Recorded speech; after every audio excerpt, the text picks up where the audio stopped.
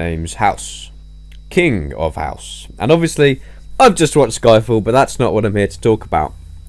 I'm, of course, going to do the second part of my little story on how I met, or how I got married to my my ex-wife. But the whole point of this was a little response to a video that Hutch did called "So I Married My Best Friend."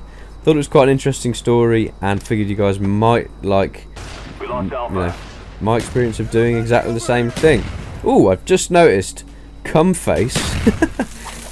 First of all, I've just noticed his name is Cumface, and second of all, I've just noticed his triple spawn nade. Pretty sweet. Now, just going to give you a heads up, I am trying desperately hard to not say 2 words throughout this commentary, and this is about my 5th attempt at recording this, because I just can't seem to stop saying them. Now they are and obviously.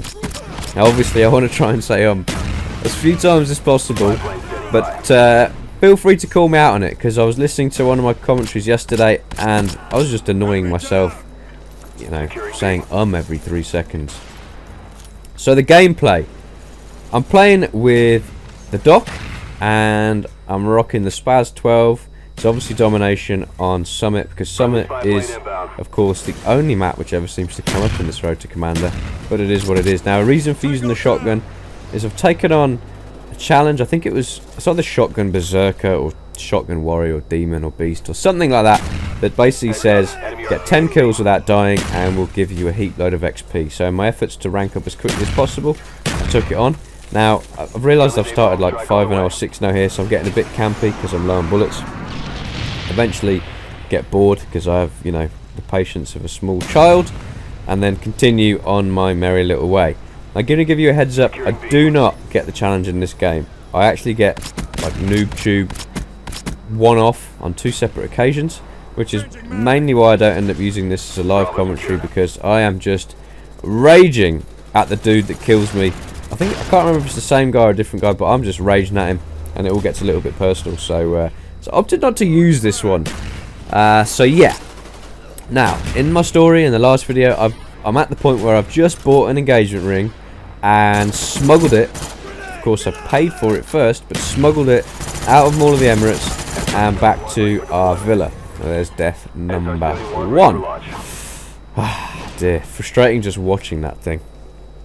So the next morning, we're all by the pool, and this thing is on my mind.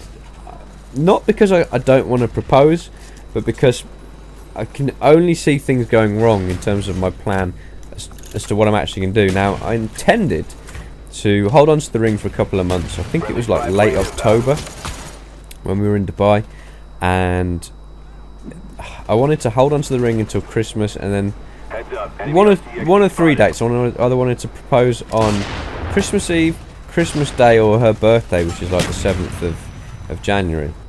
Now, I'm thinking this is going to go wrong. Either I'm going to put it in my main luggage and it's going to get lost or stolen, or I'm going to put it in my hand luggage and I'm going to get stopped at customs.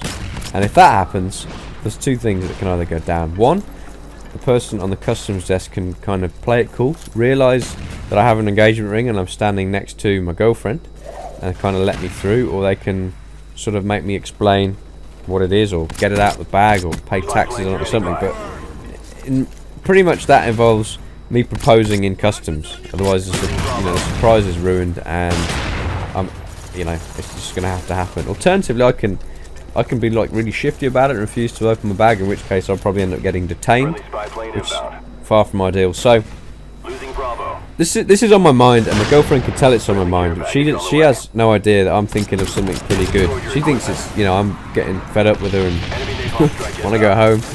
But I decide to propose as soon as we're alone together, and literally 5 minutes later everyone else goes out. If I'm not mistaken, they actually went to drop her dad back to the airport. So we were home alone then, and I went up to my room and got the ring, and I was probably only there for like 30 seconds. Well, here comes death number 2. Boom! Smore to the face. What a douche. So I get the ring, and I'm there for probably like 30 seconds, and it feels like an hour because the gravity of what I'm about to do sinks in. You know, I realise I'm about to effectively become a married man because, you know, what's the point of getting engaged if you're not going to get married, yeah? Now I come downstairs and I come out to the pool, and I'm pale, you know, and my girlfriend obviously thinks I'm about to break up with her because she sits up and looks quite panicked.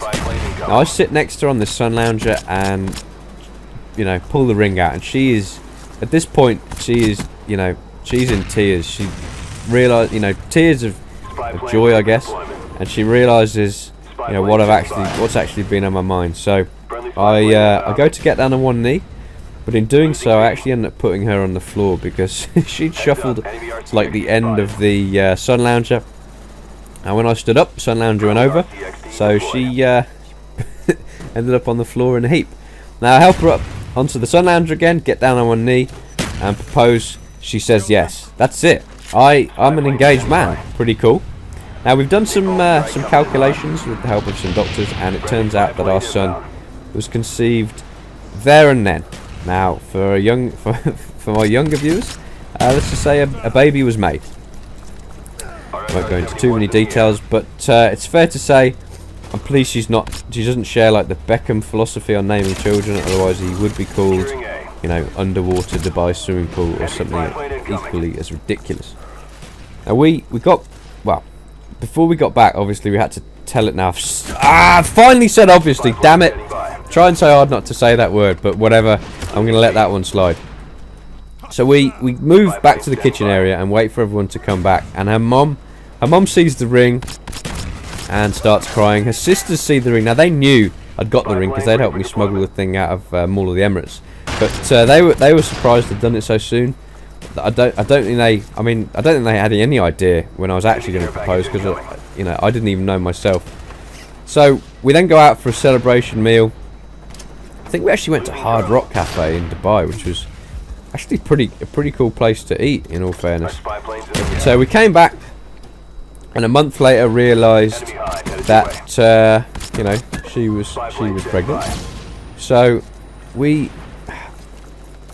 this was kind of a guess at this point because she'd missed a period. Now we, like everyone I think who suspects they're pregnant, we didn't believe the first test. We went to buy one of those, you know, do-it-yourself kits from a supermarket.